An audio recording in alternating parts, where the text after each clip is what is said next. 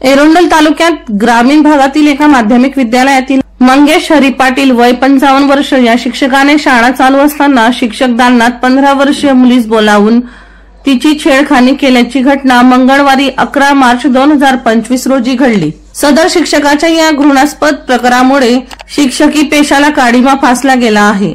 पवित्र अशा शारदेच्या मंदिरात शिक्षकानेच आपल्या अल्पवयीन विद्यार्थिनीची छेडखानी केल्याच्या या घटनेमुळे गावासह तालुक्यात संतापाची लाट उसळली आहे। या प्रकरणी आरोपीवर एरोंडल पोलीस स्टेशनला उशिरापर्यंत पोक्सो कायद्याअंतर्गत गुन्हा दाखल करण्याचे काम सुरू होते। दरम्यान आरोपी मंगेश पाटील या शिक्षकाला शोधण्यासाठी पाचोरा येथे पोलीस पथक रवाना झाले आहे।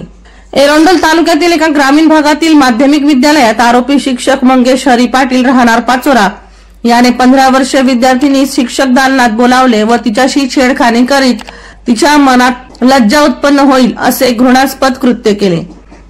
या प्रकरणी एरोंडल पोलीस स्टेशन पोक्सो कायदा अंतर्गत आरोपीवर गुन्हा दाखल करण्यात आला आहे। वर्षा लोहार यांचा रिपोर्ट V1 लाईव्ह जळगाव।